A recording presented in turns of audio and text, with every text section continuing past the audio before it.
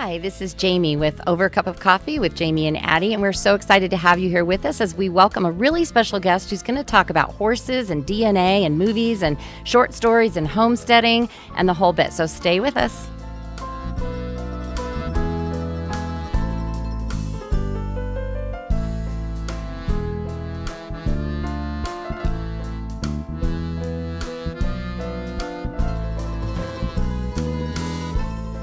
Hi, and welcome back to Over a Cup of Coffee. This is Addie, and I'm here with my friend Jamie and our next special guest. Mm-hmm. We are so excited to hear her story and what she's got coming up. But first, we had a huge event last weekend, and it took me all weekend to recuperate. I can only imagine because you had a house full of people if you got to recuperate or not. Yes, we did have a huge event.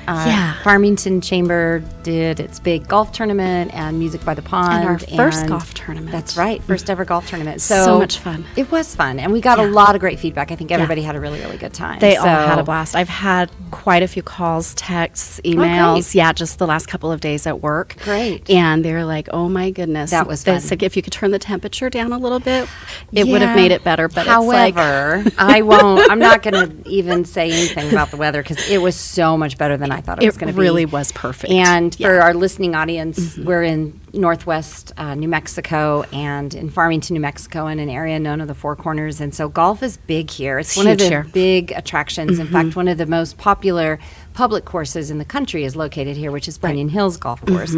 That's not where we had our tournament because they're actually in a big reconstruction of the golf That's what I was just going to say right now. And that's going to be so exciting. Have you seen the blueprints for that? It's going to be so beautiful. And it already was. But so golf's big here, and we actually had perfect weather. But thanks. It was a great event. And it really was. I have been recuperating and getting ready for the next event, which I don't know if you know is Chile in October. Yes. You do know because you're on the event committee. So well, I was already telling people Friday night at the event. I'm like, if you enjoy this, our next one is October 1st. If you enjoy that. So if you are listening and you are in the Four Corners area or watching and stay at my hotel, we welcome chili cooks from all over. So this is a chili cook-off, and it will be in downtown Farmington this year, which is a big change.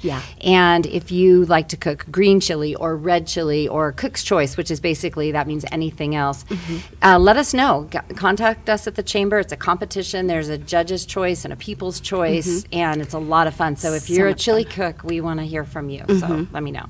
But that's not what we're here to talk about. But so why don't you introduce our guest? So today we have a fun guest. Her name is Laura Harper. I want to use the whole thing because it's in everything I've read about you. Hi, Addie. It's nice to be here. And Jamie, thank you for inviting me. See, and you were worried about messing up. I did it right out of the gate, so I got it off. Laura Harper. See, it's always the names that we stumble on. Well, we sometimes want to use our maiden name, and it's Laura Walters Harper if you use my maiden name. So welcome. So you have produced a documentary, right? And it's going to be showing this weekend at our Farmington Civic Center. Saturday, July 16th, open doors at 5:30. Rambo of the Carracas Mesa, a history of the Jicarilla Mustangs and Mustangers. So I'm just going to throw it out, and because this is intriguing, and I want to give you as much time to really talk about the history of this project and how it got to where it is now. So if you want to just start with that, how did this start? Well, it's crazy. You know, it started with my introduction to Dan Elkins, a local Mustanger that found a kinder way to gather the horses on the Carracas Mesa, our Jicarilla wild horse territory. Well, I met him through Bob Browning, and through this, about 10 years ago, and by, I got really interested in the Mustangs and wrote a story. And the story was about the behavior of the horse bands and wild horse bands, and how a stallion, tries to protect his band, and he'll always lead in behind and protect the herd from its right and left flanks. And then there's always the lead mare who always knows where to take the band away from danger. And then you have your group of your bands that's in the middle.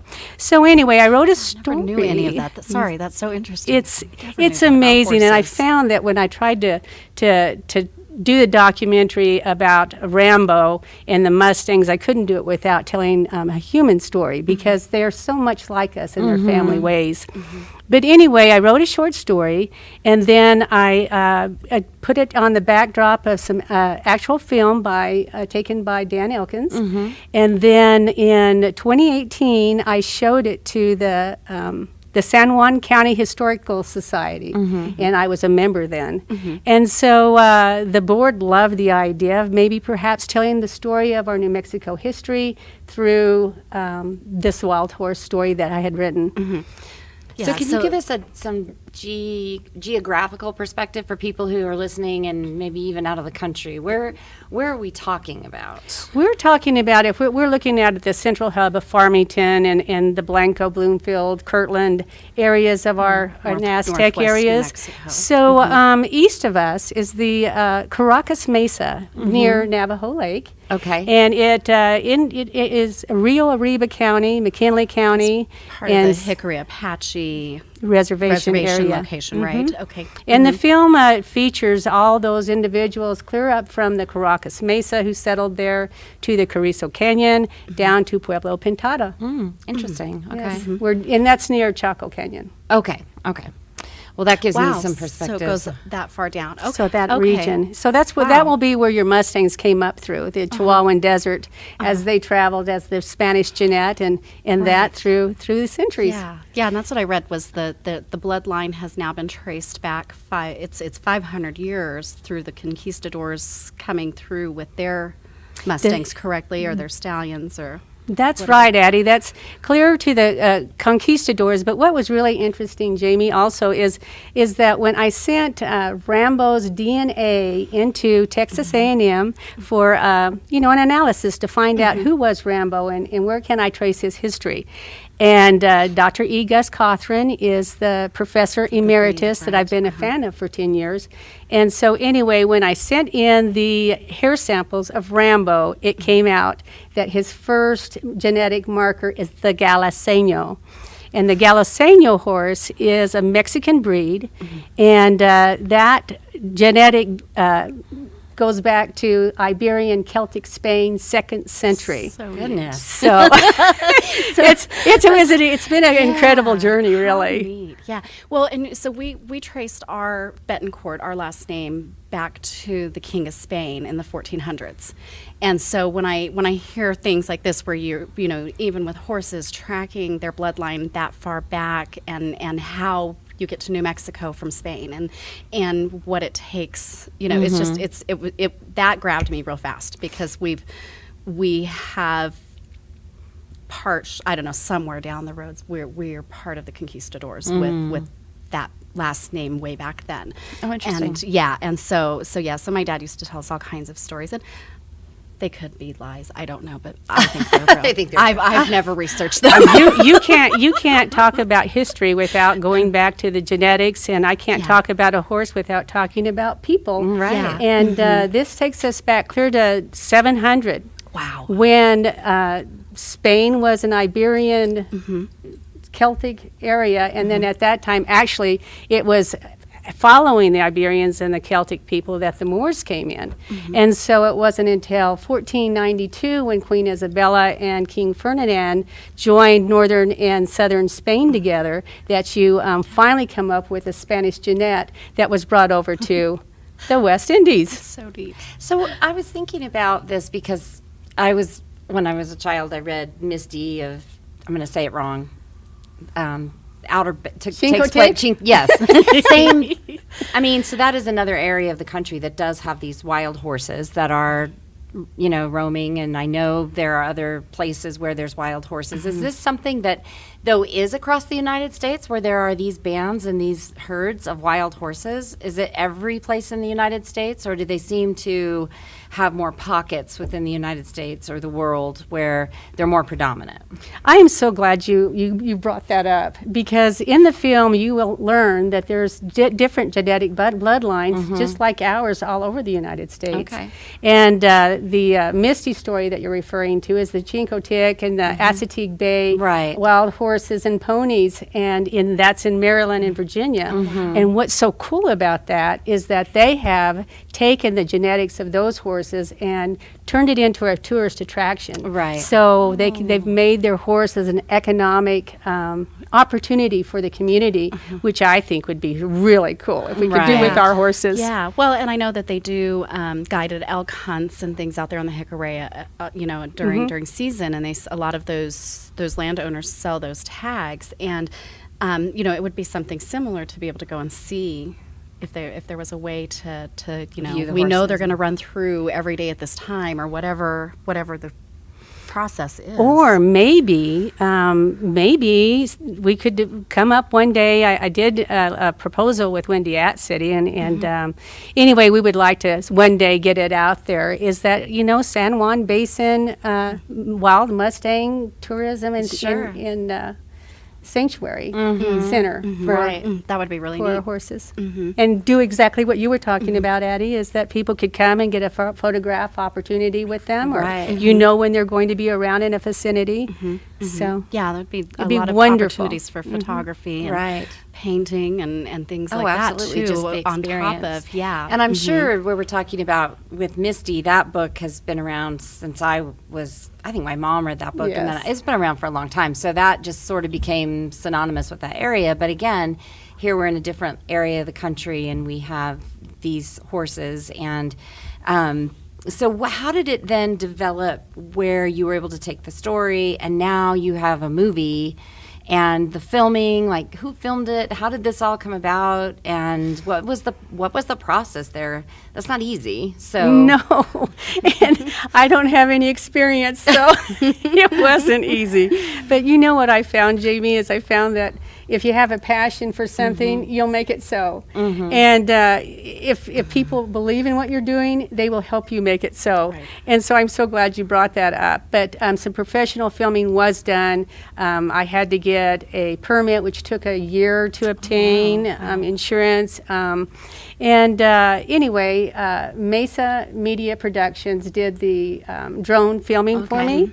And it wasn't easy because you had one day to catch those horses. Sure. So, and then I was very lucky enough to meet Gary Pennington of Durango, and he agreed to be the voiceover for so just people kept coming in together to help me make this so. And it features over 30 individuals across the San Juan County, and notable. I want to say, there's so many notables, but Victor A. Abeda and his family homesteaded the Carrizo Canyon back in the 1900s, and he wrote a book called Carrizo, and it tells of all of the trials and tribulations of that generation, of the hardships. Anyway, he's coming down from Virginia, and he'll be at the gala to autograph his book. And he's selling all of his books. The proceeds go to the San Juan County Historical Society. Really? So we're really excited about that. Another featured artist is Alvin Marshall out of Kirtland, and he's a Dene sculptor. And he talks a little bit about the big horse heads, right, with his sculptures. If I'm thinking of the right one, I don't know. He may do that, but he mostly works with stone, and he chisels horses, and he's just wonderful art. Yeah. And anyway, he brings a real opportunity for the Native American Dene perspective of the horse, and. Anyway, how neat. So it is neat. Yeah, so you can get tickets at online, farmingtonnm.org/shows. FMTN. Yep. And by the time this podcast actually airs, it will possibly be Thursday or Friday, right before the show's the 16th of July, so it'll be the 14th or 15th. But of course, we did say we'll put things out on our pages and on the website and everything to promote it a little bit. Yeah, that would be really wonderful. I want to just add in there one little thing. Do. No, is we that have lots of time, so don't rush. Add everything. Iron Bear, they're chanters and singers, and they're going to be there at the 5:30 opening to do some drumming and singing for us. Oh, fun! That's exciting. So it is exciting. So for the audience that's listening and they are just hearing this for the first time, I'm going to ask questions and that that other people might be wondering. How many horses are we talking about? Out on the Jicarilla? Mm-hmm. I think are out there.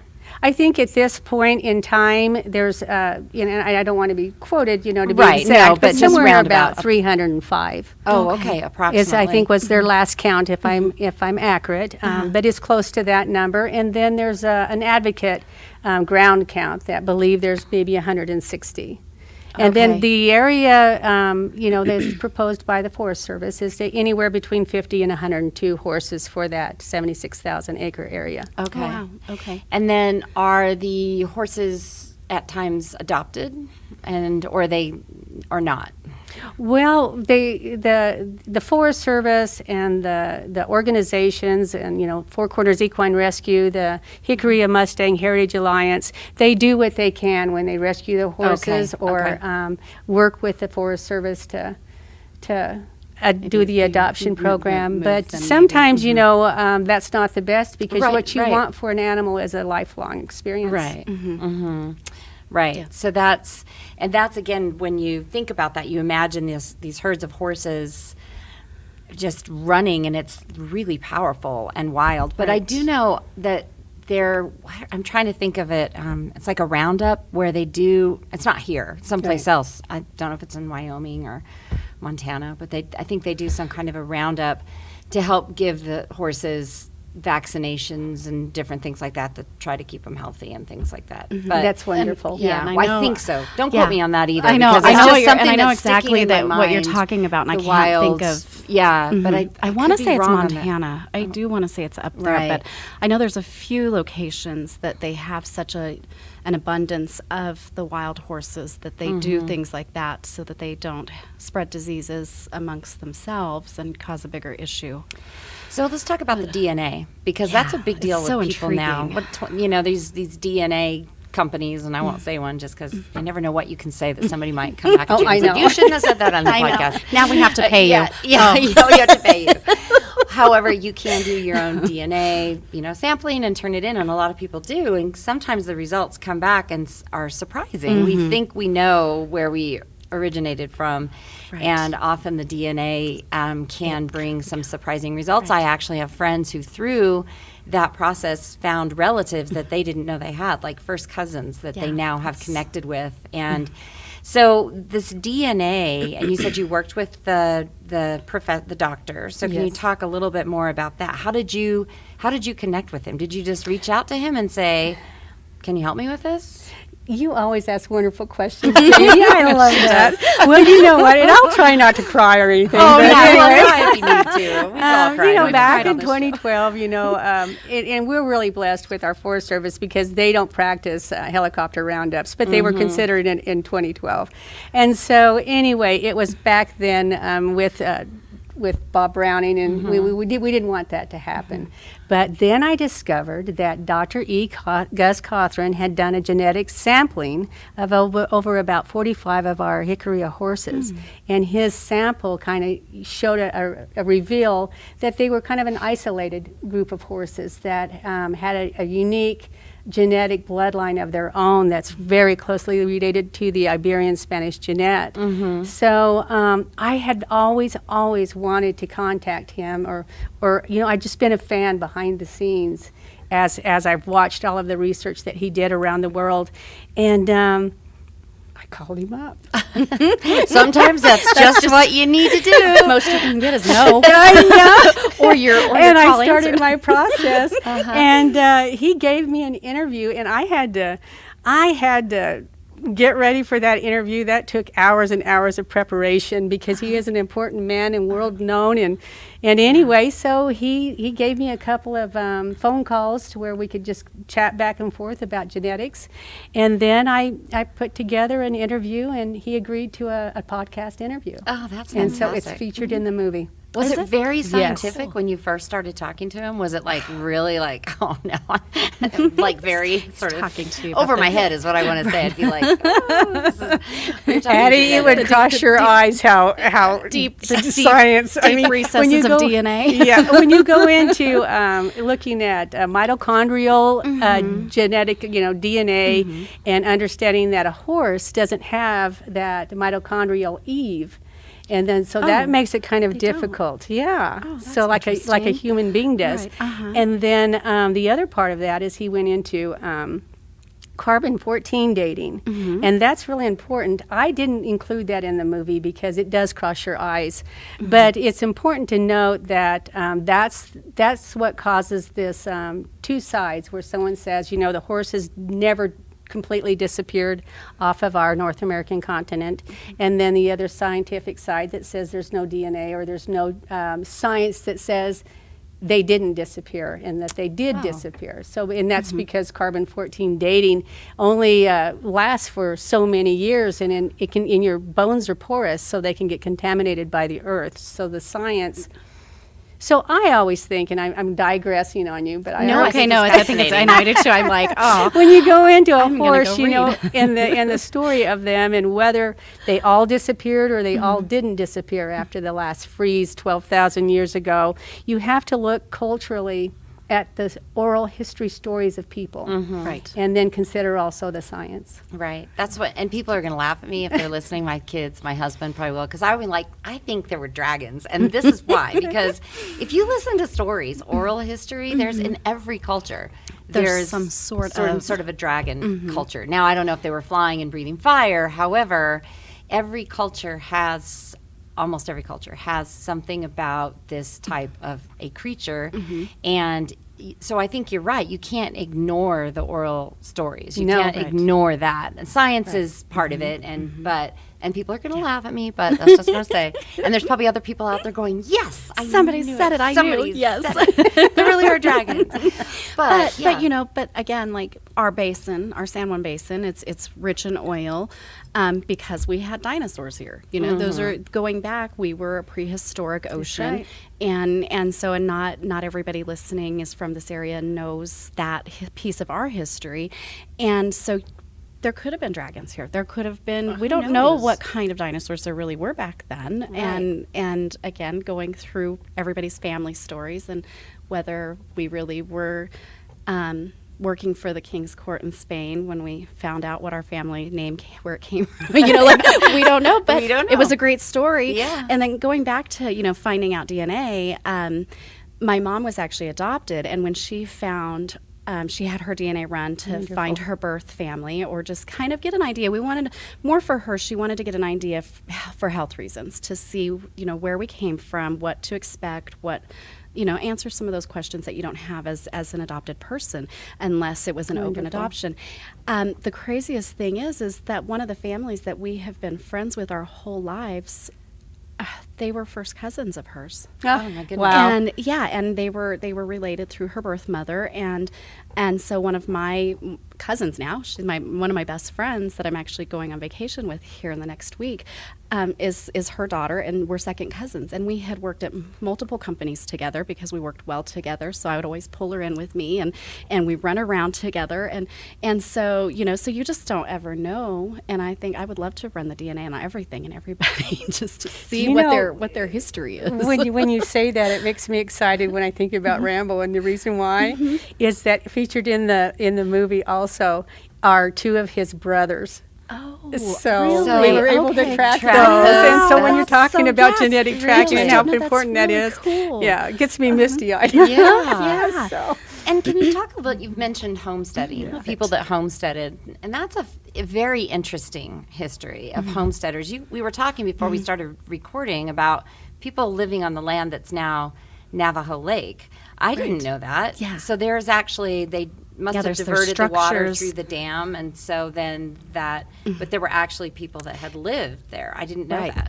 So Yeah, there's entire structures at the bottom of Navajo Lake of homesteaders and businesses and so yeah. And I don't know the dates or anything. I just Well, I feature, it featured in the film is the family of Porterez Smith. And you guys, I think, will find this interesting.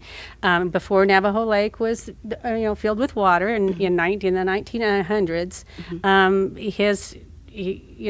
the Smith family had that property and lived in the cave of Francis Canyon. So they homesteaded Francis Canyon. Okay. And so when Porterez Smith went off to the World War I, and the Mustangs also went to the war. Right, And right. many other horses. So anyway, when he came back, he proved up his claim, the homesteading claim of the Smith family, and became a Mustanger in that area. So it's really cool. And then the San Juan County Historical Society found Porterez Smith interview that was archived at the Farmington Museum, and so I feature his actual voice explaining how he Mustanged back in the 1900s. Oh my goodness, that's fantastic. I'm a real history buff, so things like this just fascinate me. So, so what's next for you? After this big premiere and, the gala and the autograph signings and all of it, like what's next? What's your next project? Where are we going? My next project is to relax and hang out with Rambo and Dusty Dandy and Wendy, my horses, and paint my barn and pay attention a little bit to my husband. And Well, I'll tell you, the relaxing part is good, but when you're creative and you're so interested in what you're doing in these projects, my guess is it won't be too long before you've found something else that you're going to be It might be a researching, weekend. doing, working on after you paint your barn. working with the horses, trying to hone in on that. That's something that you never can. Is that okay to say? Never can. Yes. That you can't it doesn't stop. Yeah, you have to keep learning and right. working with horses because there's so much.